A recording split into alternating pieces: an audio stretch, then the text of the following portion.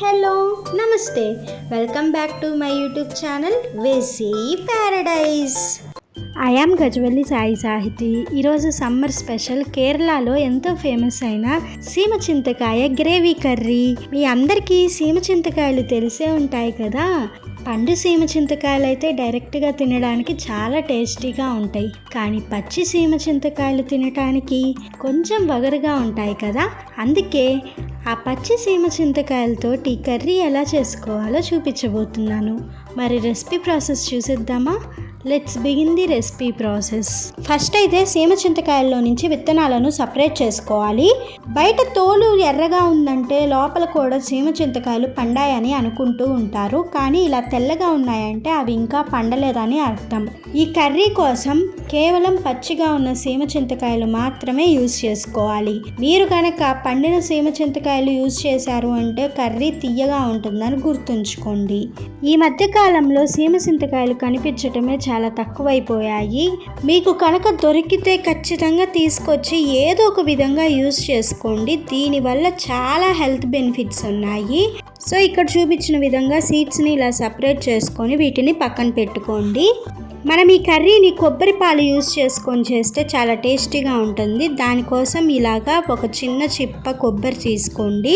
ఈ విధంగా చిన్న చిన్న ముక్కలుగా చేసుకొని ఒక మిక్సర్ జార్లోకి ట్రాన్స్ఫర్ చేసుకొని ఒక్కసారి గ్రైండ్ చేసుకున్న తర్వాత ఇందులో ఒక 100 ml వాటర్ యాడ్ చేసుకొని మరొక్కసారి గ్రైండ్ చేసుకున్నామంటే చూడటానికి ఈ విధంగా ఉంటుంది. ఇప్పుడు మనం వీటిని స్ట్రైన్ చేసుకోవాలి. ఈ విధంగా స్ట్రైన్ చేసుకున్న తర్వాత కొబ్బరి తురుము ఇలా మిగిలిపోతుంది కదా, దీనిని ఎండపెట్టుకొని మనము ఎండు కొబ్బరి తురుముగా యూస్ చేసుకోవచ్చు, లేదా మనం కర్రీస్లో అయినా యూస్ చేసుకోవచ్చు. ఇలానే డైరెక్ట్గా కొబ్బరి లడ్లైనా చేసుకోవచ్చు. ఇప్పుడు స్టవ్ మీద ఒక కడాయి పెట్టుకొని అందులో 2 టేబుల్ స్పూన్స్ ఆయిల్ యాడ్ చేసుకొని హీట్ అయిన తర్వాత ఒక ఆనియన్ని ఇలా కోర్స్గా కట్ చేసుకొని 50% కుక్ అయ్యేంత వరకు ఫ్రై చేసుకోవాలి. తర్వాత ఇందులో ఒక 4 పచ్చిమిర్చిని ఇలాగ పొడవుగా సన్నగా కట్ చేసుకొని యాడ్ చేసుకొని కొంచెం సేపు ఫ్రై చేసుకున్న తర్వాత ఇందులో టేస్ట్కి తగినంత సాల్ట్ యాడ్ చేసుకొని ఆనియన్స్ పూర్తిగా కుక్ అయ్యేంత వరకు ఫ్రై చేసుకోవాలి. ఈ విధంగా కుక్ అయిన తర్వాత ఇందులో 1 టీ స్పూన్ అల్లం వెల్లుల్లి పేస్ట్ యాడ్ చేసుకొని పచ్చివాసన పోయేంత వరకు ఫ్రై చేసుకున్న తర్వాత ఒక 2 టమాటోస్ని ఇలాగ పేస్ట్గా చేసుకొని యాడ్ చేసుకోవాలి.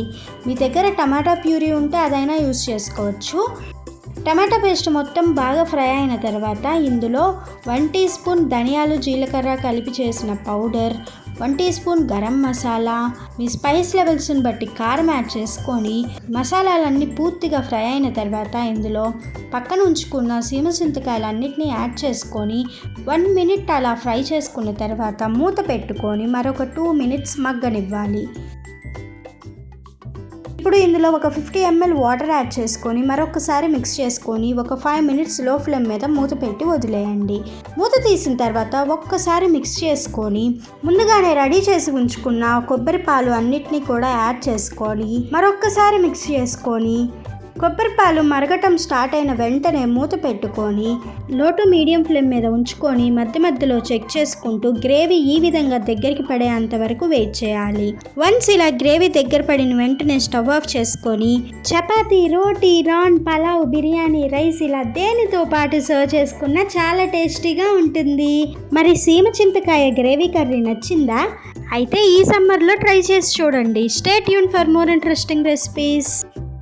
Please do watch, like, share, comment and subscribe to my YouTube channel.